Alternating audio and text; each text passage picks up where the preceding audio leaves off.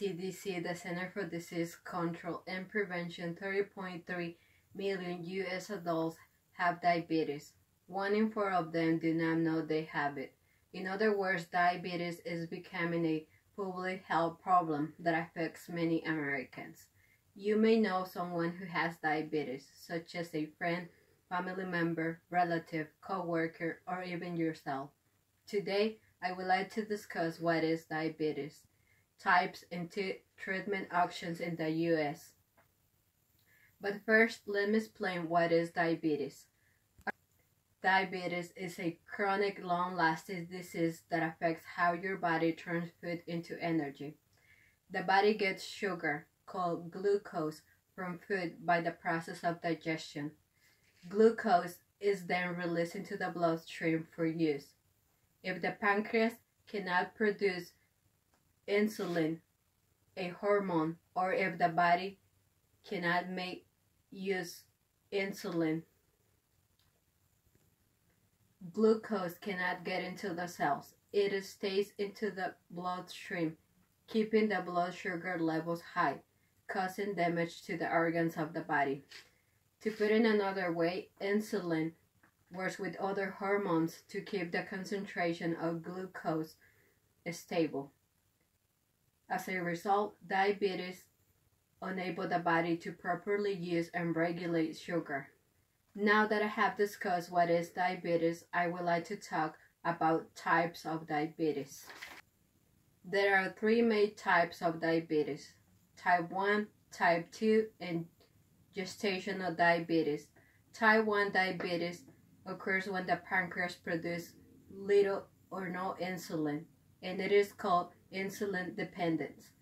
That is, a person depends on insulin injections. Type 1 diabetes is characterized by a sudden onset and begins most often during childhood and adolescence.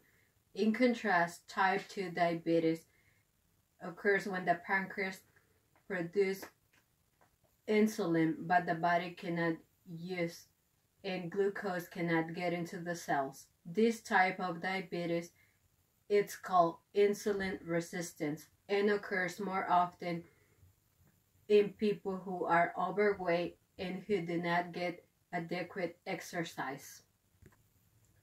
According to Belinda Rowland, more than 90% of diabetics in the United States are type 2 diabetics. On the other hand, gestational diabetes happens when a woman is pregnant and disappears when the baby is born. In fact, women who had diabetes during pregnancy are at highest risk for developing type 2 diabetes with 5 to 10 years. Along with types of diabetes, there are treatment options available. Although there is no cure for diabetes, there are treatments available. As Rowland states, treatments of diabetes focus on 2 goals: keep the blood sugar levels within the normal range and prevent the development of long-term complications.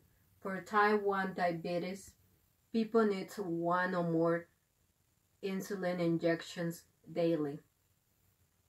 On the other hand, type 2 diabetes can be controlled by diet, exercise, and oral medication instead of insulin injections. Gestational diabetes can be controlled by a dietary regimen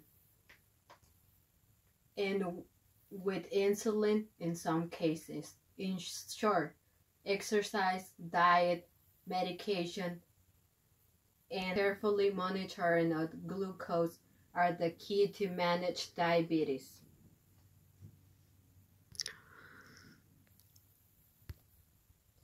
In conclusion, I have explained what diabetes is, types, and treatment options. Even though there is no cure for diabetes, there are treatments. Life-changing diabetic self-management can help a person live a normal life. With this, I conclude my speech. Okay. This is George and Argelia.